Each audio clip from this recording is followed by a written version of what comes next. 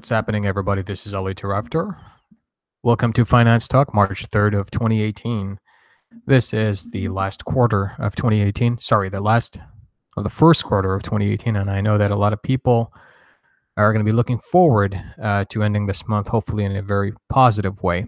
So my contribution to you for this month particularly is to educate you on some of the things that I think you need to look out for when it comes to, of course, understanding some of the things that will be affecting your credit going forward, and the things that you will be learning, of course. And please, for those who are here today, I want you to subscribe to my channel.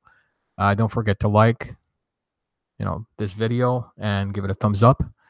And if you haven't done the training course yet, it's a 4-day mini course. Feel free to go to bestcreditresources.com and sign up under /free course. And that's bestcreditresources.com/free course. So for those of you here today, if you're attending, it's because of a very interesting topic that we'll be going over and covering today, and that's the idea of primary trade lines. Now, a lot of people out there in the business world, especially those who are financial brokers, are misrepresenting the idea and information being shared about primary trade lines and their significance, basically, to your credit report and how it affects how they report, and of course, what they can do for you if you use it the right way. This topic in particular, we're going to discuss why it is the end of seasoned primary trade lines.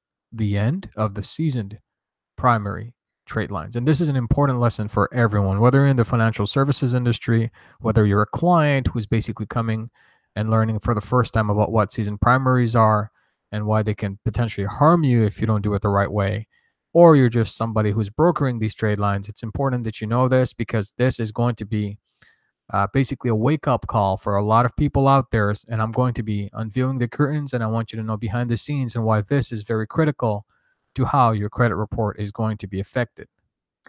So why are we discussing this in the first place? Well, first of all, there are way too many so-called credit experts. They're teaching the wrong information, and quite honestly, I'm fed up of it, and I think it's got to stop right now. Okay, it's got to stop right now, and you need to learn, and you need to be more informed prior to actually communicating with those individuals, whether it's me or somebody else or whoever it is that you're going to be dealing with to enhance your credit report.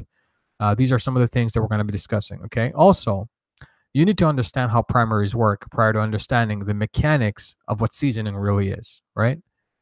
So there's a huge difference between authorized users, right? Authorized users, aka somebody who you're borrowing their credit history and putting it in your name, and they're adding you. And there's a difference between that and, of course, primary trade lines. Now, a lot of people think that authorized users are primary trade lines, or they can just be added to your credit report. It's not the truth, okay? There's a huge difference between both of these. And, of course, we're going to be uncovering the rigorous approval process that a furnisher, which is somebody who has the ability to report to your credit bureaus, what they have to go through in terms of getting approved so that they can actually do that, okay? So first of all, we're going to be exposing some of the credit experts, and I want you to pay close attention to this. And if you want, feel free to write notes.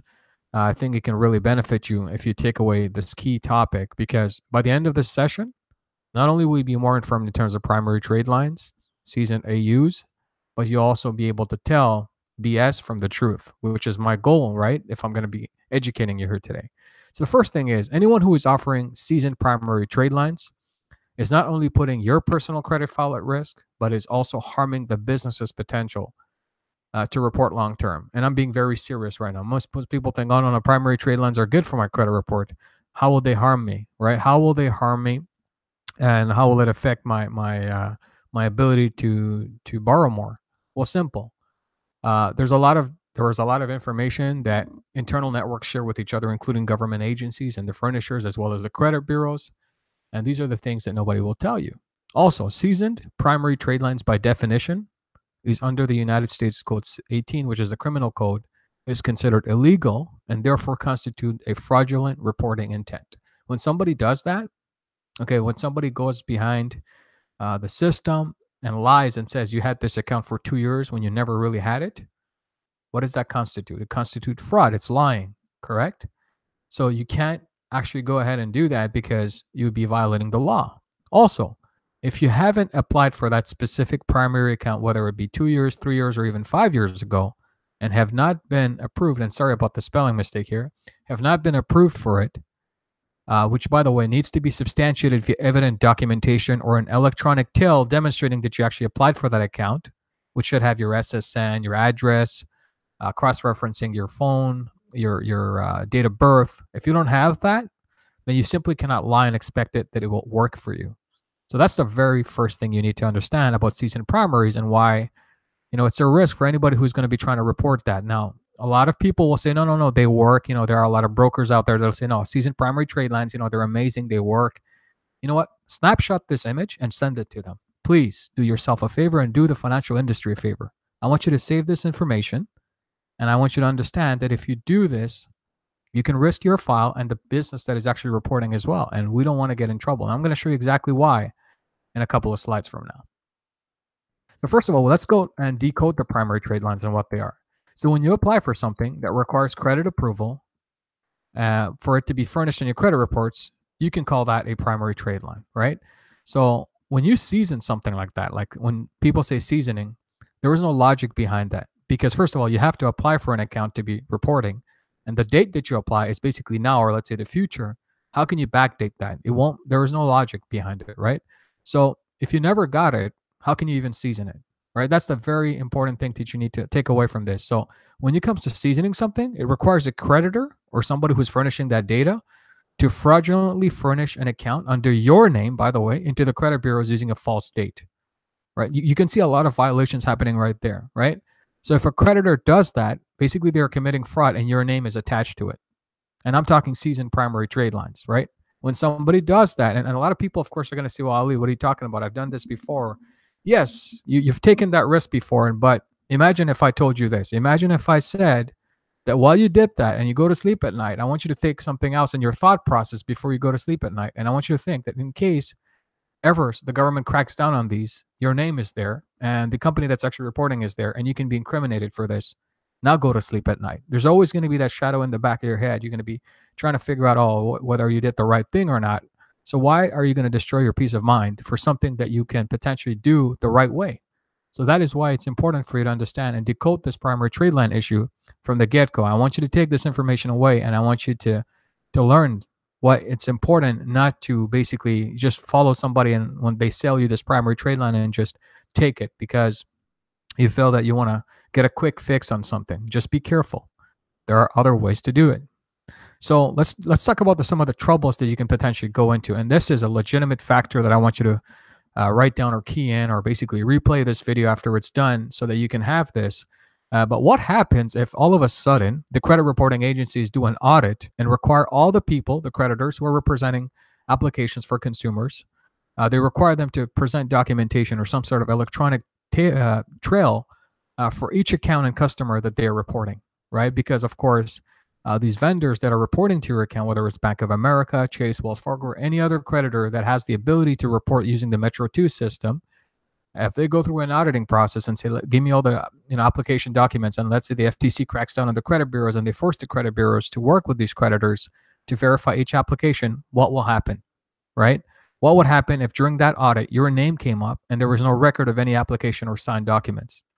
Okay, so one of three things will happen. And I want you to pay close attention to this because it will definitely affect you if you're not careful. So the first thing that can happen is they will report your account as fraud and freeze your credit. That's it. Game over, right? The second thing is they will report your name and personal details to what we call the Internal Communications Network, which is a shared database between all government agencies and financial institutions. That will happen, by the way, right? And then the third, they will remove the account from your credit report and flag you for future creditors because it'll say that you're subject to a red flag or you fraudulently reported and you participated in that. There was no application. And by the way, they will check with the creditors and they will contact everybody that's on those reports or applications if an audit takes place. So if you can't answer your phone or if you're not there and you cannot seem to validate that, it'll be constituted as fraud. So this will cause instant denials in the future, even if your score is 800 plus. And this hasn't happened to a lot of customers yet. It's behind the scenes, but there is always something called the immunity agreement. When these type of cases happen, when arbitration happens by the credit bureaus and furnishers, clients are forced to sign this immunity agreement so they cannot disclose confidential information. So of course, we're not going to hear about all this kind of stuff because it's not evident in our faces and we can't seem to see that, right? So, but I want you to pay close attention to this and be careful when it comes to primary trade lines. This is very, very critical. Well, here's the difference between authorized users and primaries. Okay. First of all, authorized users, they're legit. You're allowed to use them. Okay. They allow you to leverage what already exists. It's not fraud because that account already exists. It's in the database. It's in the credit reports. The person's actually using that card for say. So this account will already report in your name. And basically, what you're doing is you're leveraging other people's credit that has already been established prior. So that's completely legal. Okay. This system allows you to be added as an authorized user, or else you wouldn't have that option. Okay. If you can go to a bank, you get a primary card, you apply for a credit card, and then all of a sudden you decide to add, let's say, your brother or sister, it's a legitimate offer. You can do that because you established it, and now you can basically help somebody else establish credit as well. So this allows you to do that. So the system allows you to boost your scores by being an authorized user on people's accounts. And primary trade lines, right, by reference, are mostly new. So that means that you have to apply for them, and you need to maintain them to keep it in good standing so that down the road, in terms of your credit score and your ability to borrow, you'll be good to go. So that's the difference. The huge difference is the legality behind it. Authorized users, by law, you're allowed because it already exists. So you can do that. But when it comes to primary accounts, you have to apply for new accounts. And then you have to basically use that and build on it over time so that you can establish more credit. So you can do a combination of both to achieve maximum funding. So let's go over what primary trade lines are and how they work, and behind the scenes on how they are furnished in the first place. Okay, how does one come across primary trade lines? So first of all, here's what a business goes through, right? They go through a rigorous approval process. There's due diligence done by the credit bureaus, and there's also a site visit. Okay, a site visit meaning the credit bureau sent a representative to come and inspect everything, the paperwork, the FTC compliance, to make sure that the applications are including all the risk disclosures and clauses, and then the system in which they store information is secure and safe, all sorts of things. Okay. Also, some credit bureaus require a minimum number of accounts to have the privilege to report. So sometimes they'll say you need 400 accounts, 100 accounts with credit, and then you need to make sure that all the applications are filled up to their complete level, right? So each time information is sent to the bureaus, the person who's furnishing that information, which is the creditor, is charged a fee. And the more accounts the creditor has, the more fees he or she will pay, and they have to maintain those accounts regularly. So that's something that you need to know. So, of course, creditors need to demonstrate to the bureaus that they have a solid credit application and risk disclosures in place. They always have to do that. So sometimes, right, when they do your due diligence to approve you as a furnisher, when they come on a site visit, they'll check your application and they'll make sure that all the checks and balances are in place. And let's say if ever, like we discussed, the audit scenario, they come down, that specific application, they will check it and make sure that the clients have filled out all the information that they needed to fill out. Okay. So let's be logical. Okay. I want you to think for a second. If you're a business, do you think a business will risk all of this when it comes to primary disclosures and primary trade lines? Well, in most cases, when a business offers primaries to their customers, it's because they want to make more money, right? So, for example, if I was a business and I do my mentoring program, and let's say it's a $10,000 program, and I have, let's say, hundreds of applications, and a lot of customers can't afford that 10,000. But if I say I'm going to finance you for 48 months, etc., and then you're paying a much lower fee, a low barrier to entry, the probability of my sales increasing because I'm offering a lower term of financing and a more affordable option is going to increase. I'm going to increase my business, right? So by offering financing options, customers have the ability to buy a product or service through a cost-effective method. Now, for a business, offering financing is a privilege, right? And being able to report is also a privilege. So they need credit. They need to have access to the database to report credit and pull information at the same time. These are things that actually helps improve the business, right? So at times, just by having that option, by being able to offer financing, you can actually help sales by 35 to 120% within a period of 6 to 12 months. It's evident. It's stats. You can read on it. Equifax, Experian, all these people who are doing business credit as well as primary credit applications. They will tell you these type of. There's white paper reports on it. I'm not telling you this, just out of the blue. These are facts. Maybe sometimes even higher percentages of sales being increased just by being able to furnish information on the credit reports. Now, imagine this. Okay, imagine you have all that privilege and the opportunity to increase your business to make more money. Will a business risk the credibility, the privilege of reporting, and potential sales for a small one-time fee, which does not even come close to the actual value of the product or service being sold? You as a business owner, let's say, if you had a $10,000 product and somebody's asking you, okay, look, I'm gonna pay you $1,000. I want you to report this primary, okay? And you're not even selling the full 10,000, but you're doing it anyways, and you're putting a fraudulent intent of report by lying in the application, which you never had a filled out application from a customer. Do you think that it's a good idea as a business owner? Do you think it's a good move? Do you think that you want to risk that? right? So there are a couple of things that I want you to think about when it comes to primary trade lines. And the reason I'm asking you these questions is because I want you to go, excuse me, I want you to go behind the scenes, okay? I want you to understand on a business perspective, when somebody approaches me and says, "Hey, Ali, can you report this primary and lie and say it's 2 years old or 3 years old?" Primaries, I'm talking about new credit applications, right? So, as a business owner, are you going to take that risk? Are you? Of course not, right? Of course not, because you know what? It's lying, and you can risk your business, your sales, your ability to report, and your ability to pull credit at the same time. Why would you risk it all? Why would you risk it all? So, the financial logic is a business simply won't be jeopardizing or risking their ability to report and furnish information on credit reports for a small one-time fee, and sometimes it's less than 5% of the original product or service. They won't do it unless you apply for a new credit and you establish it that way. That makes more sense. Okay, you're helping yourself, you're getting something good that you need, okay, or want, and you're being able to build your credit in the process.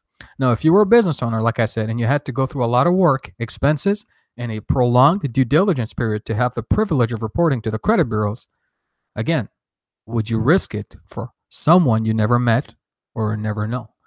Of course you won't. Okay, so there is no logic behind it. So people out there who are saying, I have primaries and all that, you know what? They're risking the business and they're risking your name as well. Okay.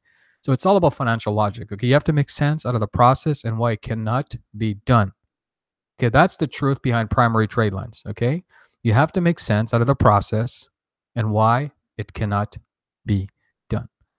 With that, that's a very short finance talk that I wanted to leave you off with that. If you have any questions, comments, or feedback, again, you can send an email to talk@bestcreditresources.com. But today I kept this live. I have a chat box to your right. You can actually type it in. Don't forget to hit the thumbs up. And of course, subscribe to the channel if this is your first time. I'm open to questions for the next 5 minutes before I close it off. So please feel free to ask. I'm available now.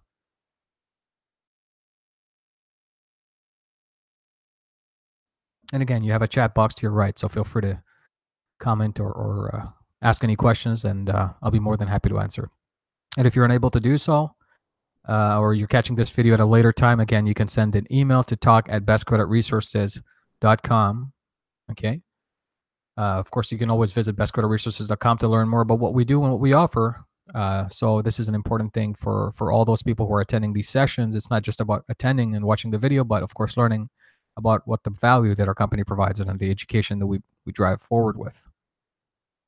So let's see. Anybody have questions? Questions?